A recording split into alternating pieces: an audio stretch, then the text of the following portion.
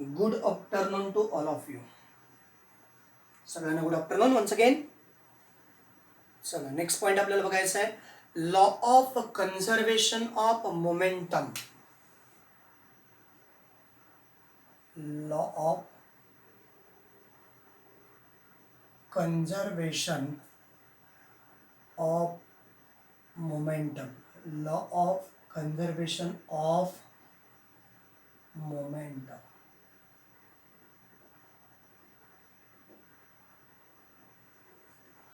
याचं मिनिंग असं आहे, कन्झर्वेशन, कन्झर्वेशनचं मिनिंग डायरेक्टली काय आहे माहिती आहे का, अक्षय. कन्झर्वेशन अक्षय, ज्याचा कधीही क्षय होत नाही असा तो अक्षय. That is called conserve. Neither created nor destroyed. संपवू शकत नाही, निर्माण करू शकत नाही. Same condition, law of conservation of momentum. Momentum before collision and momentum after collision are equal. Momentum before collision and momentum after collision are equal. Clear? So that is a law of conservation of momentum. म्हणजे when two object collide, if it is, म्हणजे कधी condition आहे, if it is a when two objects are collide, the total momentum before collision is exactly equal to total momentum after collision. लक्षात येतं बघा, total momentum before collision is exactly equal to total momentum after collision. पण कधी, if it is a two objects are collide with one another. तर हा आहे law of conservation of momentum. आणि त्या law of conservation of momentum बद्दल हे झालं statement. If two objects are collide किंवा when two objects are collide, the total momentum before collision is exactly equals to किंवा is equal to total momentum after collision. That is the law of conservation of momentum. मग या ठिकाणी काय केलेलं आहे पहा, दोन ऑब्जेक्ट घेतलेले आहेत हॅव्हिंग डिफरंट मासेस. बघा, दोन ऑब्जेक्ट आहेत. Object A, mass of that object is m1, and object b, mass of the object is m2. Both are stationary. Initially they are at stationary having initial velocity. आता याची initial velocity u1, object having initial velocity, object हा जो object आहे, object first A, object second B. Mass of object A is m1, mass of object B is m2, and initial velocity of object A is u1 and initial velocity of object B is u2. Clear? काही शंका आहे? तर according to the formula of momentum, what is the momentum? Formula of momentum काय represent करतो? Momentum is equal to mass and velocity, product of mass and velocity. So initial velocity of object A and B are initial velocity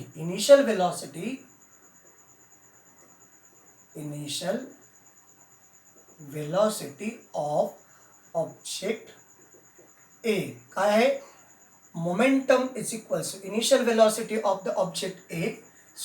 तर त्यानुसार याचं initial वेलॉसिटीनुसार हे काय येतं या ठिकाणी m1 u1. तर बी या ऑब्जेक्टची इनिशियल वेलॉसिटी शी related concept momentum. Initial velocity वर्ण आपल्याला काय पाहिजे? Initial momentum of the object A. याला आपण इनिशियल वेलॉसिटी म्हणता येणार नाही, initial momentum of the object किंवा momentum of the object A. Momentum of object A is m1 u1 and momentum object B is m2 u2. Initial momentum किंवा जे काही तुम्ही कन्सिडर केलेलं आहे.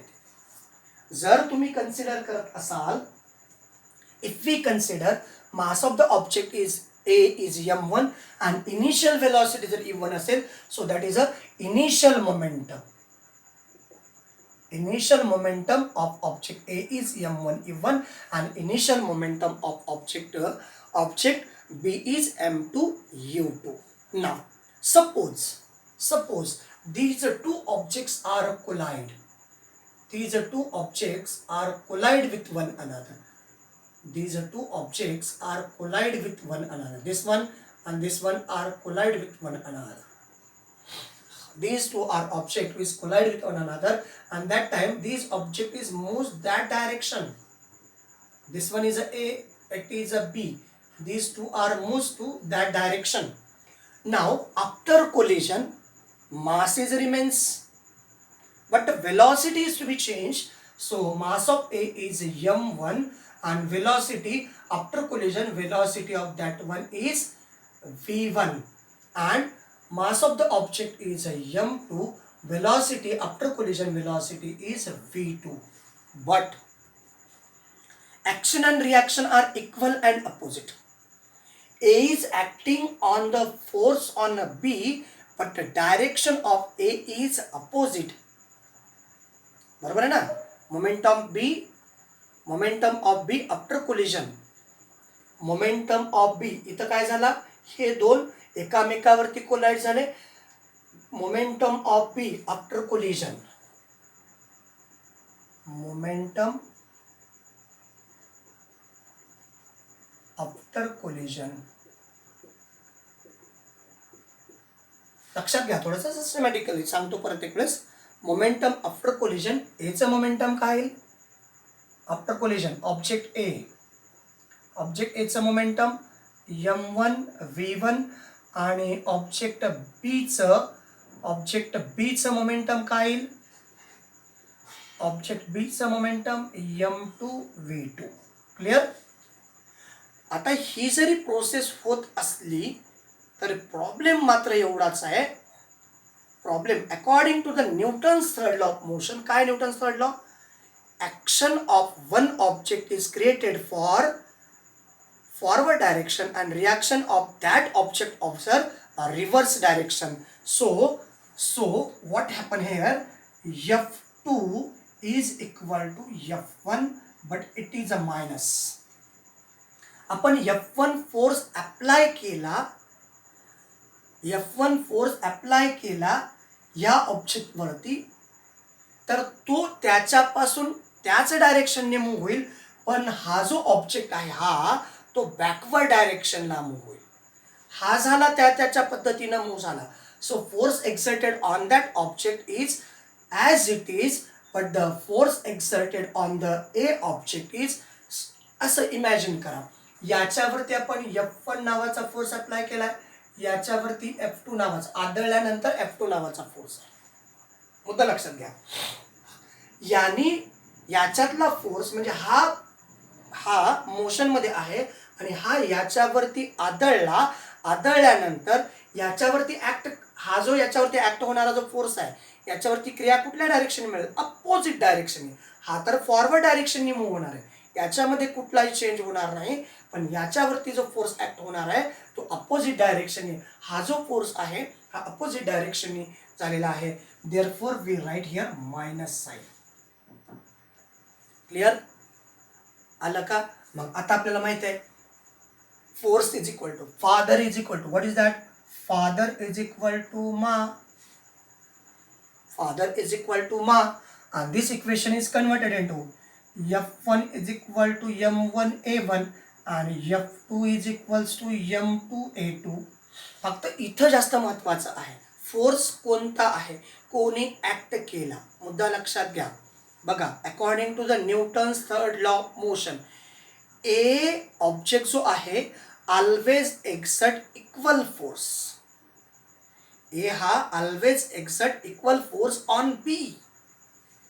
ए हा त्याच्याकडे जेवढा फोर्स आहे तेवढा फोर्स याच्यावरती अप्लाय करतो आहे, त्याच्यामुळं हा मोशन मध्ये येईल. पण याच्यावरती जो ऍक्ट होणारा जो फोर्स आहे याच्यावरती अप्लाय झाल्यानंतर, लक्षात येते का, याचा जो फोर्स आहे याच्या माध्यमातून ए कडनं जो फोर्स आहे तो बी वरती अप्लाय होणार आहे, त्याच्यामुळं बी हा आफ्टर कोलिजन मोशनमध्ये येणारा आहे, पण याच्यावरती जो इफेक्ट होणार आहे तो अपोजिट डायरेक्शन आहे. Therefore it is represented as minus sign, कारण याचा फोर्स आपण F1 कन्सिडर केला आहे, याचा फोर्स आपण F2 कन्सिडर केलेला आहे. मग तुम्ही इकडनं F1 लिहा किंवा इकडनं F1 लिहा, काही अडचण नाही. फक्त पुस्तकात असं लिहिलंय म्हणून मी इथं लिहितो, मुद्दा दुसरा कुठलाच नाही. लक्षात आलं का? पुस्तकात असं आहे, तुम्ही हा मायनस इकडं लिहिला तरीही काही म्हणजे -F1 इकडं F2 इकडं असं लिहिलं तरी काय अडचण नाही. क्लिअर? चला मग आता आपण फादर इज इक्वल टू मासचा फॉर्म्युला माहिती आहे, force is equal to mass into acceleration. मग F1च्या ठिकाणी M1A1 आपण ठेवू शकतो. मग इथं ठेवू इज इक्वल टू हा मायनस साईन, इथं आला M1A1 राईट, इकडं आला M2 आणि A2. या फोर्सच्या व्हॅल्यू आपण या ठिकाणी ठेवलेल्या आहेत. मग आता तुम्हाला ॲक्सेलरेशन माहिती आहे. What is acceleration? Acceleration is equal to V minus U upon T. जर A1 असेल तर A1 V1 U1 Tला काही गरजेचं नाही, Tची काही गरजेचं नाही, कारण फक्त चेंज काय होणार आहे, ॲक्सेलरेशन चेंज होणार आहे, इनिशियल व्हेलॉसिटी आणि final velocity. Mass is constant. Okay चला मग, आणि A2 साठी काय असेल, A2 is equal to V2 minus U2 upon T. Okay चला मग आपण त्या ठिकाणी ठेवू M2 इज इक्वल टू या ठिकाणी A2 ची व्हॅल्यू ठेवू V2 minus U2 upon T, इथं 2 आहे, upon T is equal to minus in bracket M, in bracket याला आपण M ॲज इट इज ठेवू, M1 ब्रॅकेटमध्ये काय म्हणायचं V1, what is that, V1 minus E1 upon T. झालं? मग आतमध्ये आपण मल्टिप्लाय करणार आहोत, याने याला मल्टिप्लाय केलं पहा, इकडचा T तिकडचा T हा कॅन्सल होईल. मग इकडं काय होईल, M2 V2 minus M2 U2 is equal to minus M1 V1 plus M1 U1. बरोबर आहे का? बघा, मायनसनी याला मल्टिप्लाय केलं, हे मायनस मायनस प्लस. ओके, त्याच्यानंतर आता आपण फक्त इंटरचेंज करणार आहोत. हे जे आहे ते याला इकडे आणून, हे आहे त्याला इकडे नेऊ, म्हणजे काय होईल बघा,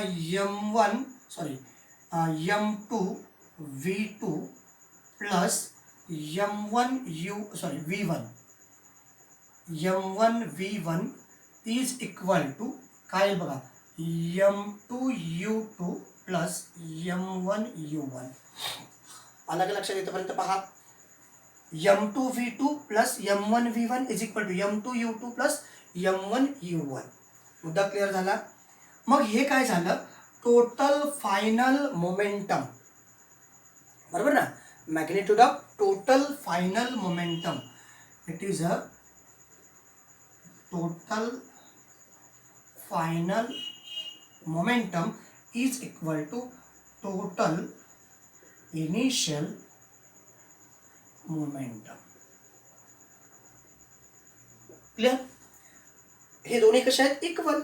मग आपला लॉ क्लिअर झाला का? बघा, when two objects are collide, total momentum before collision is exactly equals to total momentum after collision. म्हणजे मग initial momentum is equal to final momentum, म्हणजे जेव्हा इनिशियल मोमेंटम आणि फायनल मोमेंटम एक सारखे असतात, आणि हे टोटल मोमेंटम हा जेवढा आहे तेवढाच हा, म्हणजे total momentum of the object is no external force act on two interacting object. याच्यावरती कुठलाही एक्सटर्नल फोर्स ॲक्ट होत नसतो, कारण total momentum remains constant, that does not change. हा किंवा हा जर सारखे असेल तर याच्यामध्ये काही बदल झालाय का? बघा, याच्यामध्ये काही बदल झालाय का? नाही. काही बदल झालाय का? बघा, काहीच नाही. क्लिअर झालं का? बघा, सगळ्या कन्सेप्ट क्लिअर झाल्या. चला परत एक वेळेस सांगतो काय आहे ते, लक्षात घ्या. प्रत्येक वेळेस काय आहे, total momentum before collision and total momentum after collision. आणि त्याच्यानंतर आपण पुढच्या एका कन्सेप्टकडे जाणार आहोत. काही प्रिन्सिपल आपल्याला bullet firing from the gun या कन्सेप्टशी रिलेटेड कन्सेप्ट बघायचा आहे. सध्या ही कन्सेप्ट मी सिस्टमॅटिकली समजून सांगतो. पहा, there are two objects, object A and object B of mass m1 and m2. Aचं मास m1, Bचं mass m2. Initial velocity A ची u1, इनिशियल वेलॉसिटी B ची u2. आता मास अँड वेलॉसिटीचा प्रोडक्ट म्हणजे मोमेंटम. मग हे काय आहे, initial momentum of object B. हे काय आहे तर initial momentum of object A. Initial momentum object A m1 u1 आणि initial momentum object B m2 u2.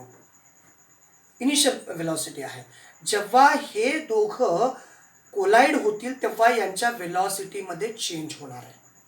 Change होत असताना जो कोलाइड झाला म्हणजे कोण कोलाइड होणार आहे, ए हा बी वरती कोलाइड झाल्यानंतर याच्यावरती जो ॲक्शन होते ती रिव्हर्स ॲक्शन होते.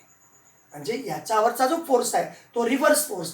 त्याच्यामुळं आपण या ठिकाणी F1 याच्यावरती ॲक्ट होणारा जो फोर्स आहे तो -F1 लिहिला आहे. आता फक्त तुम्ही जर याला इकडे लिहिलं तर ह्या सगळ्या टर्म इकडे येणार. लक्षात येते का, या बाजूच्या सगळ्या टर्म या बाजूला. हे जर -F1 = F2 असं लिहिलं तर या इकडच्या बाजूच्या सगळ्या टर्म इकडे येतील आणि या बाजूच्या सगळ्या टर्म तिकडे जातील. एवढाच फरक होतो, बाकी शेवटी इक्वेशन तेच येतं. इथंपर्यंत क्लिअर झालं सगळे, काय शंका? मग जेव्हा कोलाइड झाले तेव्हा त्याच्या वेलॉसिटीमध्ये चेंज आला आणि ए हा ऑब्जेक्ट बी वरती कोलाइड झाला. ए हा ऑब्जेक्ट बी वरती कोलाइड झाल्यानंतर त्याच्यावरती ॲक्ट झालेला फोर्स हा रिव्हर्स डायरेक्शन होता. कुणावरती ॲक्ट झालेला फोर्स, ए वरती ॲक्ट झालेला फोर्स आफ्टर कोलिजन ए वरती जो फोर्स ॲक्ट झालेला आहे तो रिव्हर्स डायरेक्शनने आहे, म्हणून त्याला आपण -F1 लिहिलंय आणि हा ए बी वरती ॲक्ट झालेला फोर्स आहे F2. आले पर्यंत. बाकीचं काय, फोर्सचा formula force is equal to mass into acceleration. मग F1 आहे म्हणून F1 साठी कन्वर्ट केला, F2 आहे तर F2 साठी कन्वर्ट केला. हे आपण इथं लिहिलं, F1 m2 a2 m1 a1. ए म्हणजे काय, ॲक्सेलरेशन म्हणजे काय, change in velocity upon time किंवा v minus U upon T. Acceleration is equal v minus U.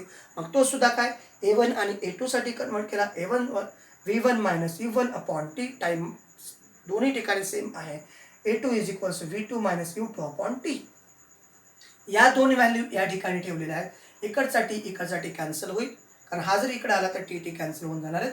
मग यमनी आतमध्ये मल्टिप्लाय केलं, या यमनी याला मल्टिप्लाय केलं हे, या यमनी याला मल्टिप्लाय केलं हे. Clear. Is equal to sign जसं तसं. मायनस यमनी याला मल्टिप्लाय केलं -m1 v1, minus minus plus झाला, यमनी याला मल्टिप्लाय केलं m1 u1. आता हा मायनस आहे याला इकडे आणलं, हा मायनस याला इकडे नेलं, मायनस पलीकडे गेला की प्लस, इकडचा मायनस इकडे आला की. आता हे काय झालं, total final momentum is equal to total initial momentum. म्हणजे हे जरी टोटल मोमेंटम हे ऑलवेज कॉन्स्टंट असतं. टोटल मोमेंटम बिफोर कोलिजन आणि आफ्टर कोलिजन, या कोलाइड झाल्यानंतर हे आणि हे इक्वल आहेत. म्हणजे ही जेवढी व्हॅल्यू आहे तेवढीच ही असेल, तर total momentum before collision after collision हे सुद्धा सेम आहे. म्हणजे momentum does not change. Total momentum of the object is remains constant. सगळं मोमेंटम ऑब्जेक्टचं कॉन्स्टंट असतं, मोमेंटममध्ये कुठलाही बदल होत नाही. That is a Newton's third law of motion. According to the concept of Newton's third law of motion. सगळ्या concept clear झाले का बघा. आता काही शंका आहे? चला ओके. आता सध्या आपण इथेच थांबूया. नेक्स्ट व्हिडिओमध्ये आपण नेक्स्ट कन्सेप्ट घेऊन येणार. थोडंसं बाकी आहे, एक करोलरीचा कन्सेप्ट बाकी आहे, छोटासा पॅराग्राफ, आणि मग आपण क्वेश्चन सॉल्व्ह करणार आहोत. तोपर्यंत तुर्तास आपण याच ठिकाणी थांबूयात. थँक्यू. Thanks a lot.